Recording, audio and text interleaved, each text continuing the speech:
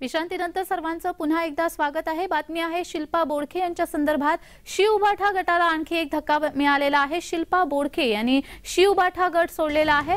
विशाखा राऊत आणि रंजना नेवाळकर आता निशाण्यावर आहेत। शिवबाठा गटामध्ये चहाडकोरांना महत्त्व असतं असं वक्तव्य शिल्पा बोडखे यांनी केलंय। शिवबाठा गटाला आणखी एक धक्का मिळालाय।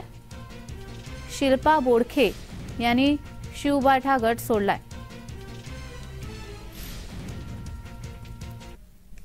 तर शिल्पा बोडखे हे आपल्याशी फोनद्वारा जोडले गेलेले आहेत।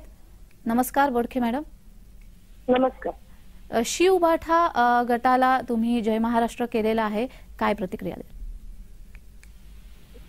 उद्धव साहेब आणि आदित्य साहेबांच्या नेतृत्वावर विश्वास ठेवून मी पक्षात प्रवेश केला होता आणि साहेबांच्या नेतृत्वामध्ये मी काम करत होते आणि मला जे साहेबांनी, उद्धव साहेबांनी, आदित्य साहेबांनी जी जबाबदारी मला दिली त्या प्रत्येक जबाबदारीला मी यथार्थ न्याय देण्याचा मी पूर्ण प्रयत्न केला। सगळ्याच बाबतीमध्ये मी निपुण होते, परंतु त्या शिवसेनामध्ये बसलेल्या, शिवसेना भवनमध्ये ज्या महिला बसलेल्या आहेत, ती उपनेता विशाखा राऊत, तिची एजंट रंजना नेवाळकर यांना विदर्भामध्ये जर कुठल्या महिलेचं नेतृत्व उभं होत असेल तर ते त्यांच्या डोळ्यामध्ये खुपत होतं।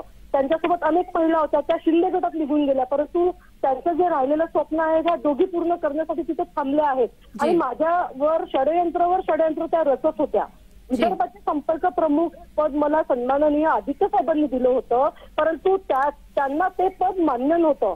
मग प्रश्न असा मला पडायला लागला की शिवसेनेमध्ये सन्माननीय उद्धव साहेब ठाकरे आणि आदित्य साहेबांचं पालटं आहे, जेव्हा त्यांना देखील मानत नाही, फक्त वसुली एजंट आणि ज्या महिला यांना पैसा पुरवेल त्याच महिलांना यांनी पद देण्याचे आणि देण्याचं कार्य केलं आणि विदर्भ संपर्क प्रमुख मी असताना मला विश्वासात न घेता काल एक यादी जाहीर केली।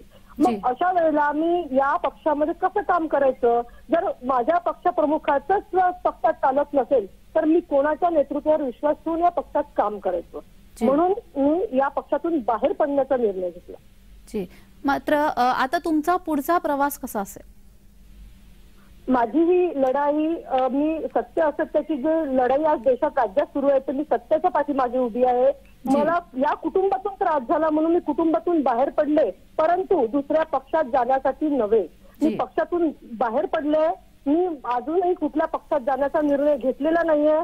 पक्षप्रमुखांना जर वाटत असेल की मी परत यावं तर मी परत जायला तयार आहे, परंतु विदर्भात ती काल जी यादी डिक्लेअर झाली ती जर ते बरखास्त करत असेल, मला नव्याने परत जबाबदारी पूर्ण अधिकारासहित देत असेल तर मी विदर्भामध्ये एक चांगलं संघटन उभं करून दाखवू शकते, परंतु जर ती अट माझी साहेबांना मान्य नसेल तर मी या पक्षातून कायमची बाहेर पडेल आणि मी काही काळानंतर मी माझा पुढचा निर्णय कळवेल। जी जी, धन्यवाद शिल्पाजी तुम्ही दिलेल्या या प्रतिक्रियेबद्दल।